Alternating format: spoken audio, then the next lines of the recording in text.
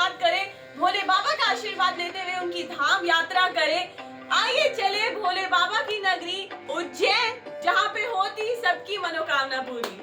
हर हर महादेव, शिव शंभू। तो हो जाइए तैयार इस पवित्र धरा पे चलने के लिए, जहां स्वयं भगवान शिव व पार्वती मैया का निवास स्थान माना जाता है। मध्य प्रदेश में स्थित उज्जैन भोले बाबा की नगरी है, तो ठंड कैसे नहीं होगी, और ठंड नहीं होगी तो ये बॉनफायर का मजा कैसे आएगा। आइए पहुंच चुके हैं हम राजश्री होटल में, और जब गर्मी में एसी होने के बावजूद भी हम शिकायत करते हैं, तो यहाँ देखिए इतनी ठंड में भी कुछ ऐसे लोग हैं जो केवल एक कम्बल में सर्वाइव करें। इसलिए थैंकफुल रहना चाहिए हर चीज के लिए। इस होटल की कस्टमर सर्विस ही है जिसने हम सब का दिल छू लिया, इसलिए कमाल का होटल है, आप जरूर रुक सकते हैं।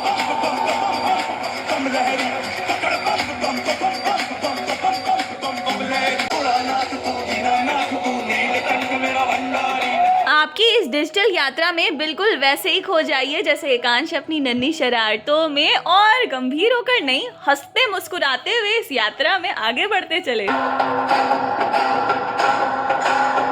उज्जैन के राजा महाकाल के दर्शन करने से पहले उनके सेनापति की आज्ञा लेनी चाहिए, अर्थात काल भैरव जी के दर्शन पहले करने चाहिए, जिससे हमारी यात्रा शुभ सफल, बिना किसी विघ्न, बिना किसी नकारात्मक शक्ति के हो सके संपूर्ण। बिल्कुल इस चंदन के भांति जो न केवल तन बल्कि मन को भी शीतल कर देता है।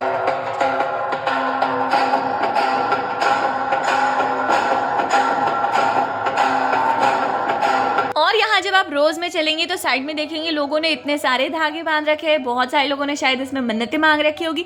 और ये मंदिर करीब 6000 साल पुराना मंदिर है। मंदिर में प्रवेश करने से पहले ही आप में सकारात्मक ऊर्जा का आपको अनुभव हो जाएगा। यहीं पे दत्तात्रेय भगवान के भी दर्शन आपको हो जाएंगे। इतना बड़ा काला टावर जैसे जो स्ट्रक्चर आपने देखा, इन सभी पे दिए जगाए जाते हैं, जो अगर आप रात को देखेंगे तो बड़ा जगमगाता सुंदर सा दृश्य होता है। काल भैरव जी के जस्ट पहले आपको उनके वाहन श्वान के दर्शन करने होंगे। और अंदर फोटोग्राफी अलाउड नहीं थी, तो मैंने इतना ही कैप्चर कर पाई।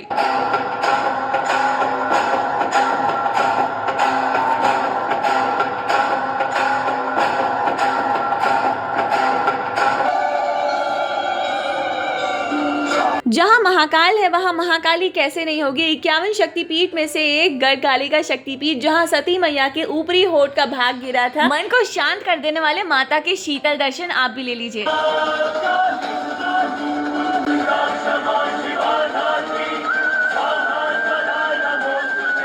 महाकवि कालिदास जी ने भी इन्हीं काली मैया की आराधना करके उनका आशीर्वाद प्राप्त किया था। पहुंच चुके हैं महर्षि सांदीपनि जी के आश्रम में, जहां भगवान श्री कृष्ण, बलराम जी और सुदामा ने एक साथ शिक्षा ग्रहण की थी। परफेक्ट नेचर के करीब आप आ जाते हैं, और हर स्थान पे लिखा है कि कहाँ क्या हुआ था। वीडियो पॉज करके हर बोर्ड पढ़िएगा जरूर। सच में मन को मोह लेने वाले अद्भुत दर्शन हुए। मैं वीडियो तो शूट नहीं कर पाई, लेकिन उसके जस्ट अपोजिट यहाँ पे मैं वीडियो शूट कर रही हूँ, और मैं दावे के साथ कह रही हूँ, महादेव की नगरी में आए और उनके आराध्य के विद्यालय में नहीं आए ना, तो आप बहुत कुछ मिस कर दोगे।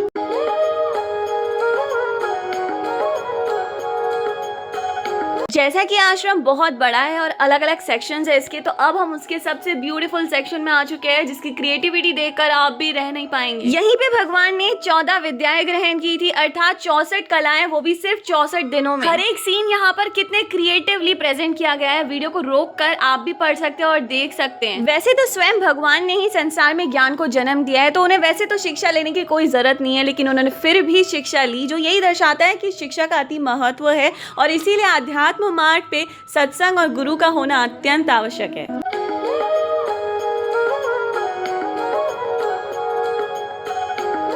कान्हा मुरली की तान सुनावे तो सुर राधे बन जाए, और शाम उसी को मिलते हैं जो राधे राधे गाए। इसकी डिटेल्ड जानकारी यहाँ पे आपको पोस्टर के रूप में या पेपर पे नहीं, बल्कि इंस्क्राइब्ड होकर दिखेगी, दोनों इंग्लिश और हिंदी में, ताकि ये प्रिजर्व रहे। और ऐसी जगह पे जब हम आते हैं ना, तो अच्छा टाइम बिताना चाहिए, ताकि हम वाकई में उसे समझे और एक्सपीरियंस ले पाए। और यहाँ देखो हमारा एकांश का एक्सपीरियंस ले रहा है।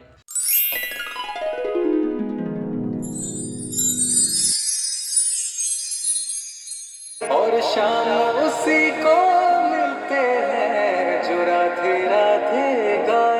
ये है महर्षि सांदीपनि जी की तपस्या स्थल। उनके मना करने से पहले ही मैंने कैप्चर कर लिया था, तो वीडियो को पॉज करके दर्शन जरूर ले लीजिएगा। यहाँ है गोमती कुंड, जिसके बारे में यहाँ बोर्ड पे भी लिखा हुआ है। अपने गुरु के लिए भगवान श्री कृष्ण ने भारत की नदियों का पवित्र जल यहाँ पे एकत्रित किया था। 10 कदम की दूरी पर आ जाते एक और कमाल के सेक्शन में, जहाँ ठाकुर जी विराजमान है और कहाँ कौन सी लीला हुई थी, कहाँ क्या हुआ था, चित्रों के द्वारा ही नहीं बल्कि कहानियों के फॉर्म में यहाँ पे लिखा हुआ है। और आराम से पढ़िएगा, काफ़ी लंबी लॉबी है, काफ़ी सारे रोज है इसमें।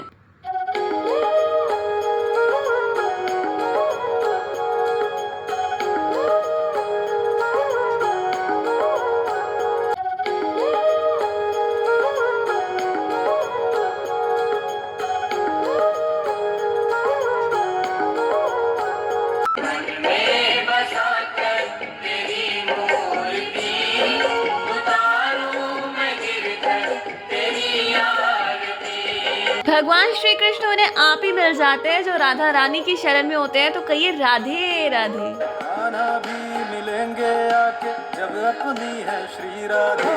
भजमन राधे राधे, भजमन राधे राधे। आ चुके हैं उस स्थान पर जहाँ भगवान शिव और अंधकासुर का युद्ध हुआ था और महादेव का पसीना इसी भूमि पर गिरा था जिससे मंगल ग्रह का जन्म हुआ था। पूरे विश्व में भारत के उज्जैन नगरी के इस पावन भूमि पर ही आपको मंगल ग्रह का मंदिर मिलेगा, अन्यथा और कहीं नहीं मिलेगा। महाबली हनुमत की रुचिकर लीला राम भगत की, जय जय जय रघुनंदन राम, जय जय जय महाबली हनुमान। माना जाता है जिसकी भी कुंडली में स्पेशली काल सर्प दोष या मंगल दोष है उसका भी निवारण यहीं पे होता है। एस्ट्रोलॉजिकल पॉइंट ऑफ व्यू से बहुत इंपॉर्टेंट प्लेस है। ये मंदिर पृथ्वी के बिल्कुल मध्य में यानी कि अर्थ के बिल्कुल सेंट्रल लोकेशन पे स्थित है, इसलिए भुवनेश्वरी माता अर्थात पृथ्वी देवी के भी दर्शन ले लीजिए। क्योंकि स्कंद पुराण के अनुसार मंगल ग्रह उत्पन्न पृथ्वी के गर्भ से हुए थे, इसीलिए पृथ्वी देवी उनकी माता हुई। मंगलनाथ मंदिर में बहुत सारे लोग अनुष्ठान करते हुए भी दिखेंगे।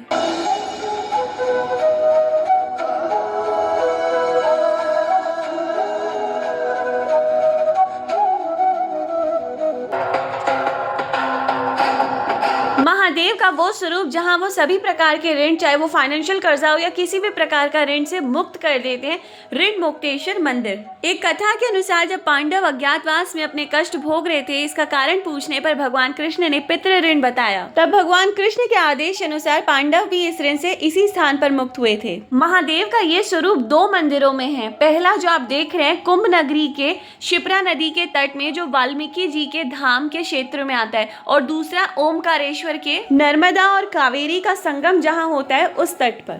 देवो तुम देवों के भोले, अमर हो अंतर्यामी हो, भाग्यवान है हम त्रिपुरारी, आप हमारे स्वामी हो। भोले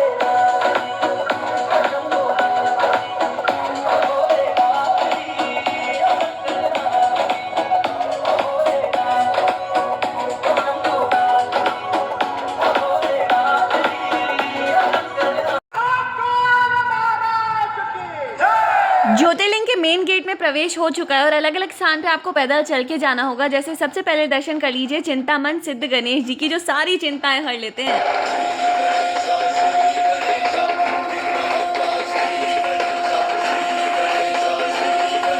पौराणिक कथा के अनुसार दूषण नामक राक्षस के अत्याचारों से पीड़ित होकर जब भक्तों ने भगवान शिव को पुकार लगाई, तब इसी धरा को फाड़ कर भगवान शिव महाकाल के रूप में प्रकट हुए, उस दैत्य के अत्याचारों से सभी को मुक्त करा और भक्तों के निवेदन को स्वीकार करते हुए संसार का कल्याण करने के लिए महाकाल ज्योतिर्लिंग के रूप में भगवान शिव यहाँ सदा सदा के लिए स्थापित हो गए।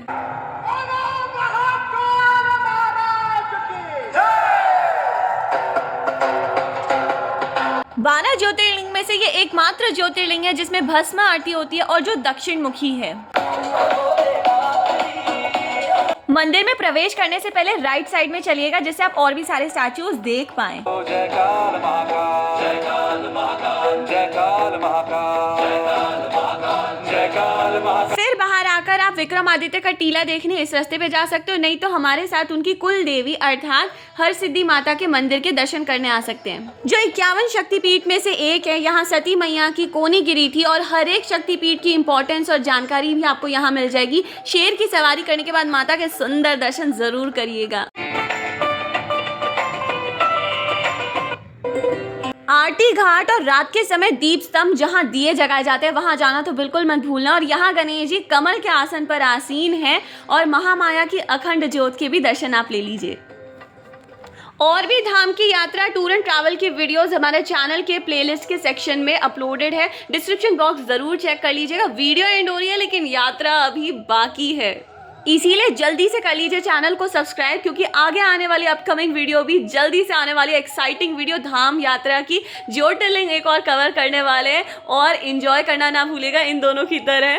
Thank you so much mumma papa for each and everything for this wonderful dham yatra. जय शिव शक्ति, हर हर महादेव, राधे राधे। देवो तुम देवों के भोले, अमर हो अंतर्यामी हो, भाग्यवान है हम